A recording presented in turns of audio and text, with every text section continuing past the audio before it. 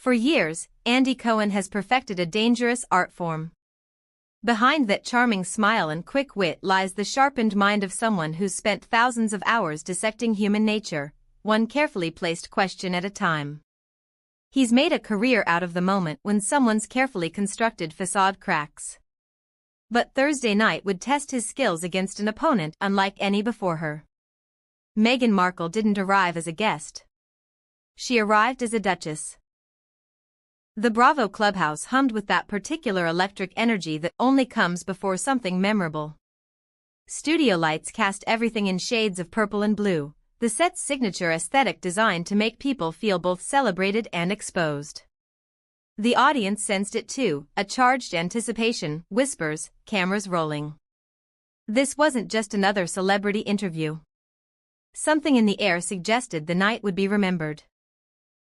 Andy emerged from behind the bar with practiced ease, his presence commanding the room with the comfort of someone who'd inhabited this space thousands of times.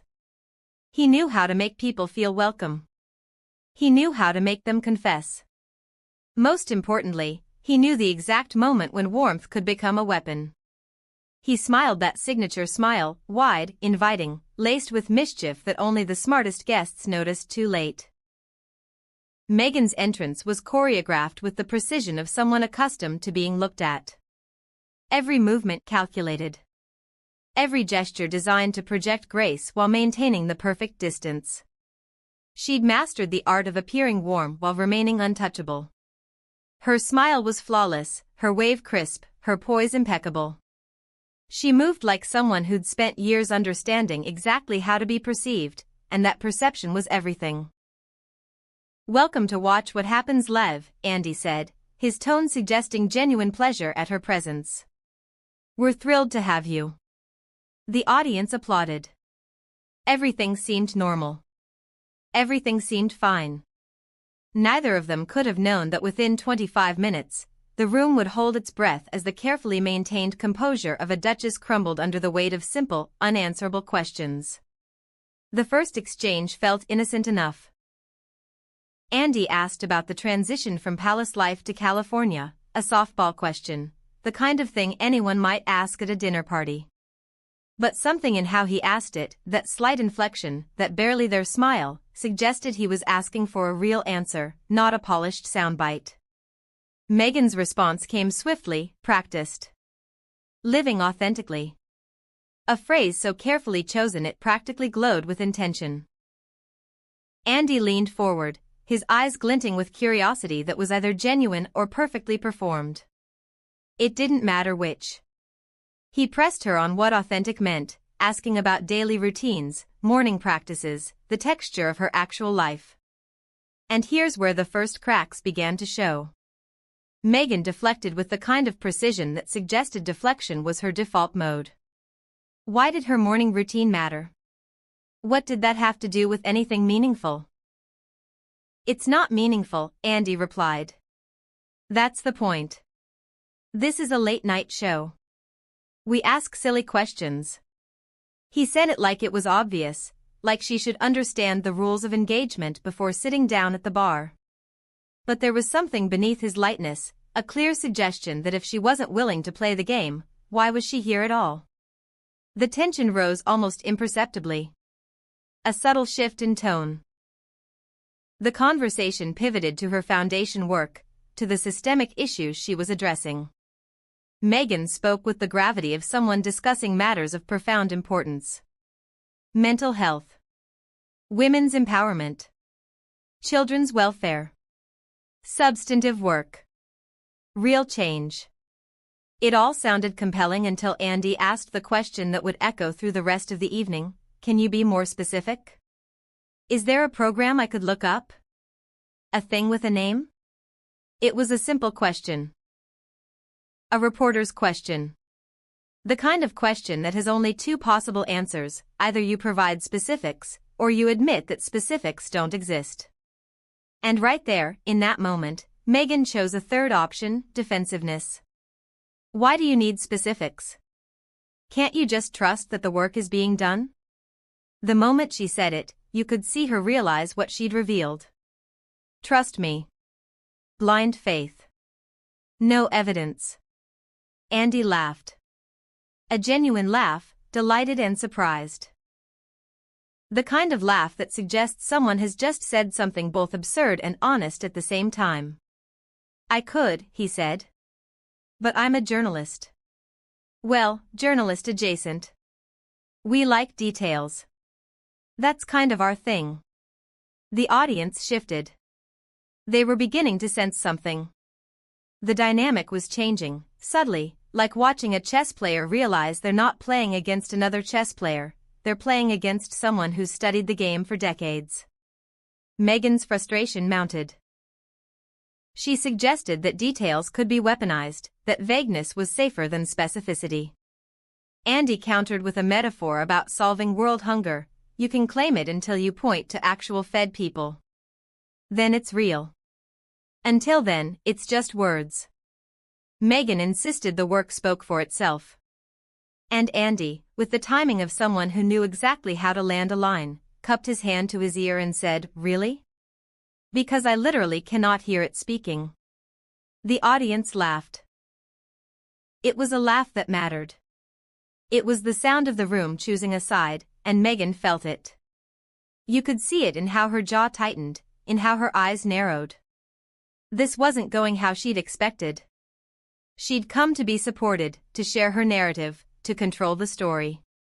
Instead, she was being questioned. Actually questioned. By someone who wouldn't accept vague answers and move on. This is exactly the kind of superficial coverage that makes meaningful discourse impossible, Meghan said, and the words hung in the air like an accusation. But Andy caught them, turned them, used them against her with surgical precision. He wasn't being superficial. He'd asked her what she does, and she'd said things. Generic, undefined things. If anything was superficial, it was that response. And if he was shallow for pointing it out, then she was the one keeping them in the shallow end by refusing to go deeper. Meghan retreated into a more aggressive posture. Perhaps Andy simply wasn't equipped to understand the deeper work. The moment she said it, she'd made a mistake. Andy's eyebrows rose. He'd just been called stupid on his own show. By a duchess. In front of a live audience.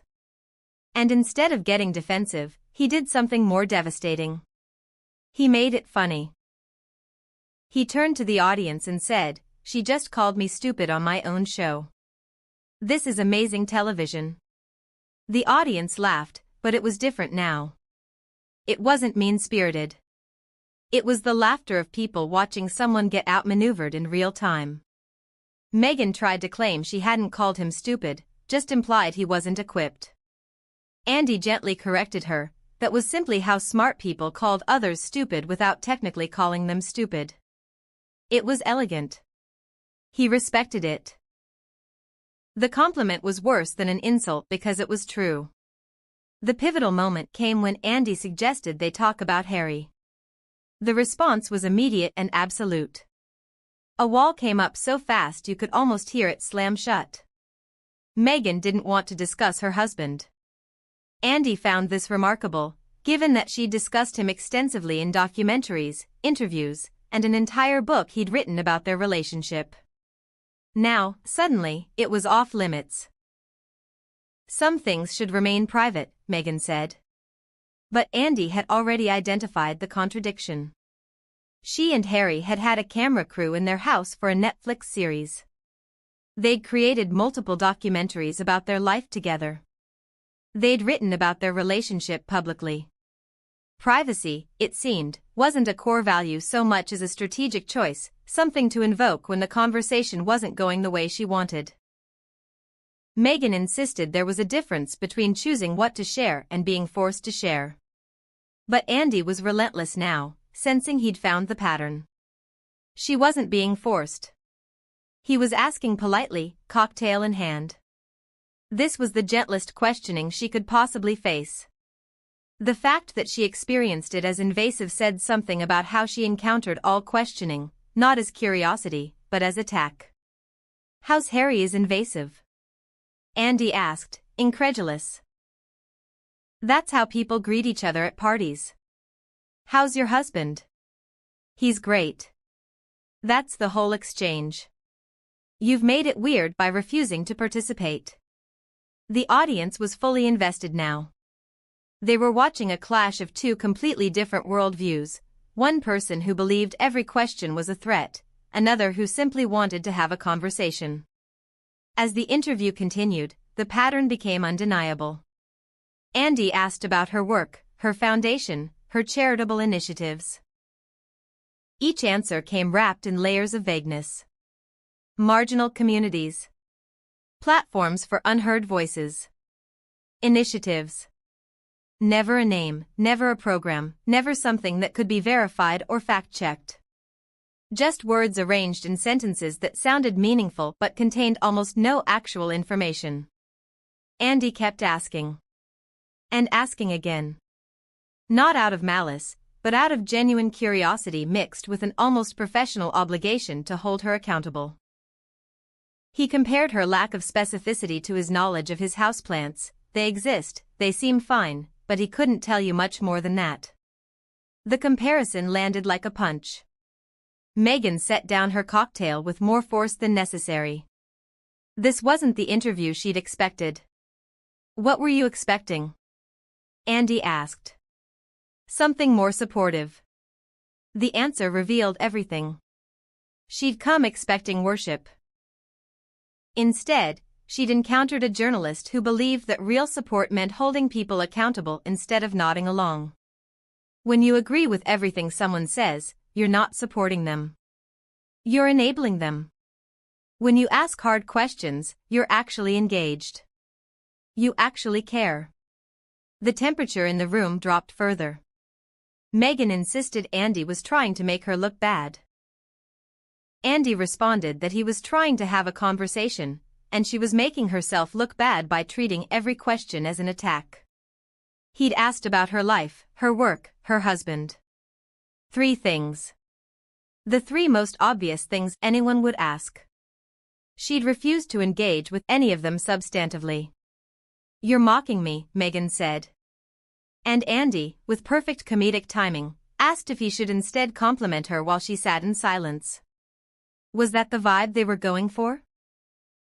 The audience laughed again, and you could see Meghan's face flush, not with embarrassment, but with the particular anger of someone who knows she's losing an argument and doesn't understand why.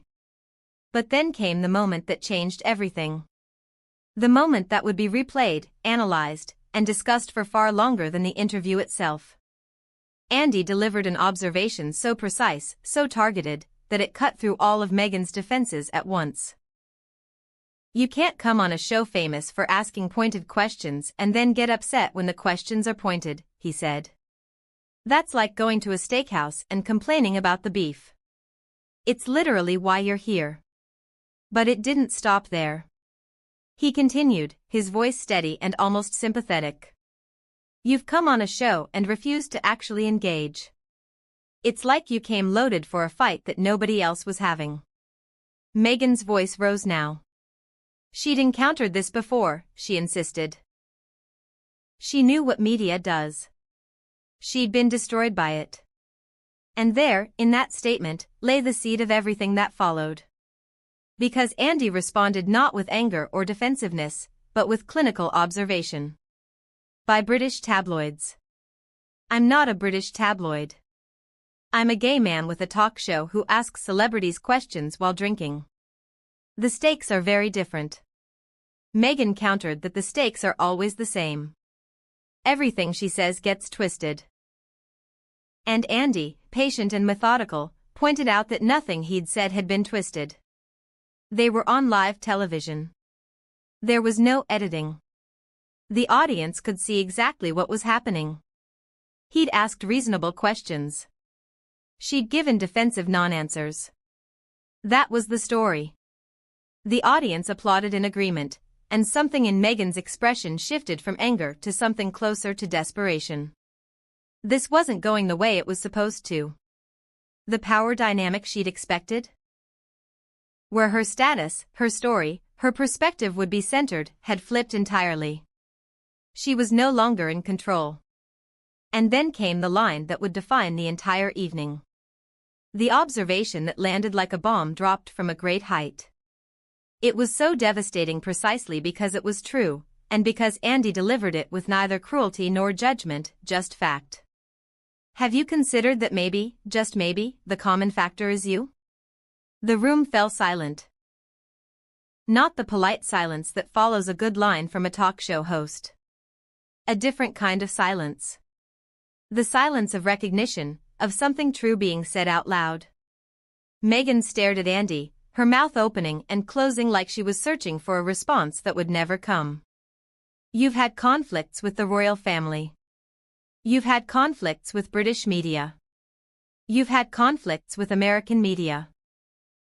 You're having conflict right now with me on what was supposed to be a fun late-night show, Andy continued, his voice neither unkind nor harsh.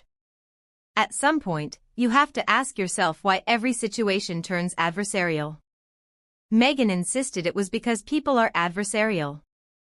But Andy had anticipated this deflection too. Some people, not all people, he said.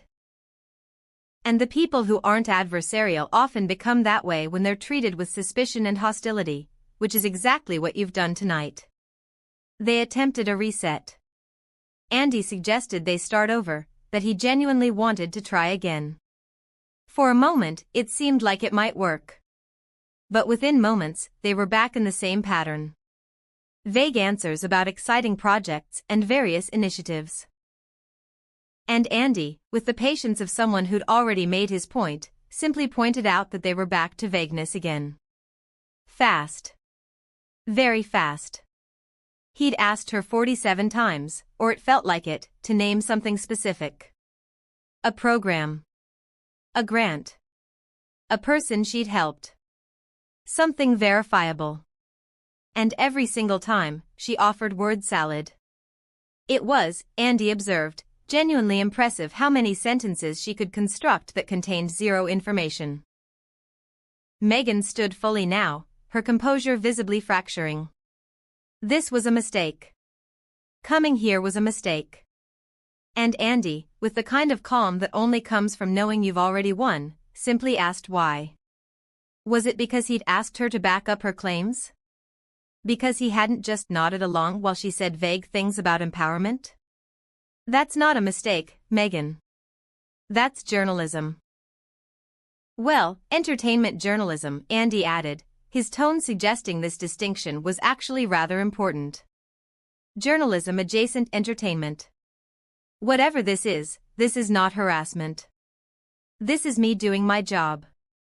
Meghan accused him of being hostile from the moment she sat down. But Andy had a response ready. I've been curious. You've been hostile. There's an important distinction. He'd interviewed actual controversial people on this show. Politicians. Real housewives. People with genuine things to hide. They'd managed to answer questions without treating him like an enemy. She'd made this harder than any interview he'd ever done. And he once tried to get a straight answer out of a real housewife about whether she threw a glass at someone. The audience laughed, and there was sympathy in that laughter now. They were watching the demolition of someone's carefully constructed narrative in real time. They were watching a duchess learn that her status, her story, her indignation, none of it mattered when faced with someone who wouldn't accept vagueness as an answer. Meghan moved toward the exit, but Andy wasn't finished. He asked if she really thought his questions were hostile, or if she'd simply come expecting softballs and worship and gotten actual engagement instead. I think you've been surrounded by people who agree with everything you say for so long that you've forgotten how to deal with someone who doesn't, he said. It was delivered without cruelty, just as an observation.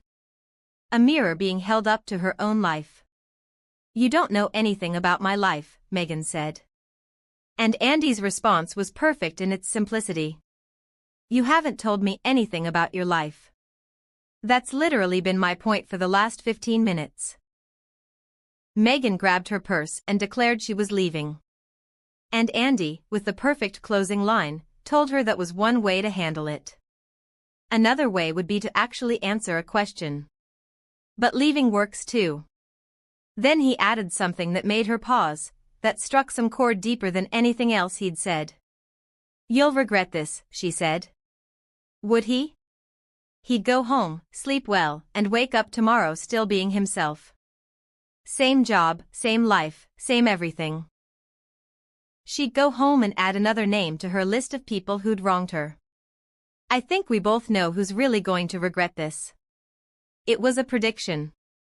A moment of clarity disguised as a closing comment. He continued, his voice steady and almost compassionate.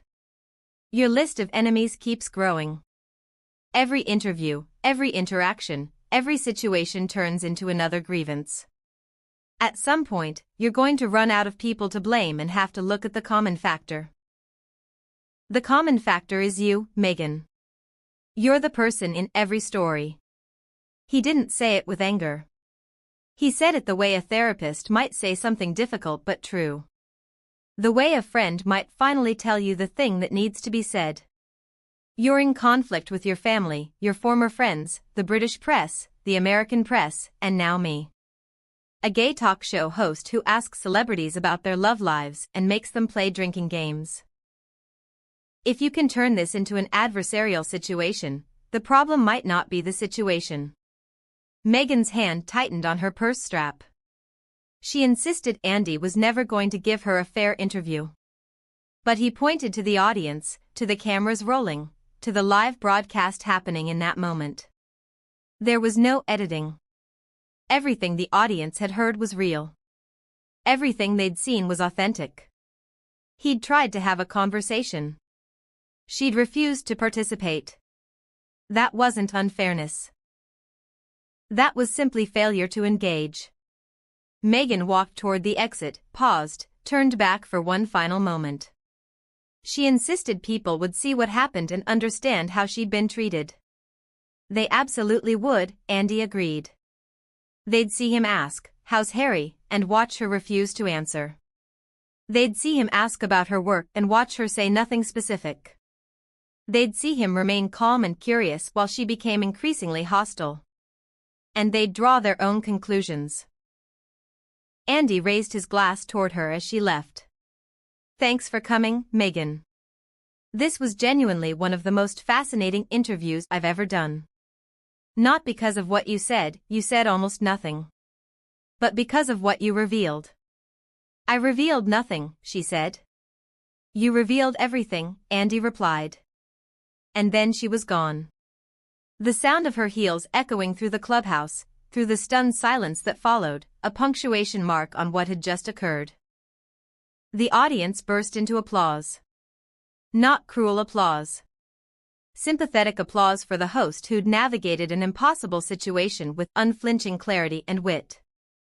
26 minutes. That's how long the interview lasted. But its impact would extend far beyond the broadcast. In the days and weeks that followed, the footage would be analyzed, dissected, turned into countless think pieces and social media threads. People would debate who was right and who was wrong. But the one thing nobody could deny was what Andy had revealed through his questioning, not about Meghan's character, but about the nature of accountability itself. Sometimes the truth isn't comfortable. Sometimes the mirror we're shown reflects something we don't want to see. And sometimes the most dangerous person in a room isn't the one asking sharp questions. It's the one refusing to answer them. The Bravo clubhouse had claimed another victim, as it had claimed so many before. But this time, the victim had voluntarily walked in, sat down, and been undone not by hostility, but by honesty.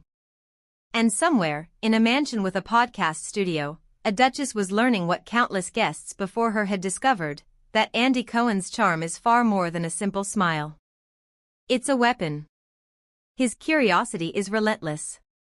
His memory for detail is unforgiving. And his ability to ask the one question that strips away all pretense is absolutely devastating. The interview played on loop. It trended worldwide. It became a case study in accountability, in the dangers of vagueness, in what happens when someone accustomed to controlling the narrative encounters someone who won't allow it. It became everything Meghan had feared, proof, captured on tape, of the exact thing she'd accused Andy of doing. But the most interesting part of the story wasn't what Andy said. It was what he didn't say. He never once became cruel. He never attacked her character directly.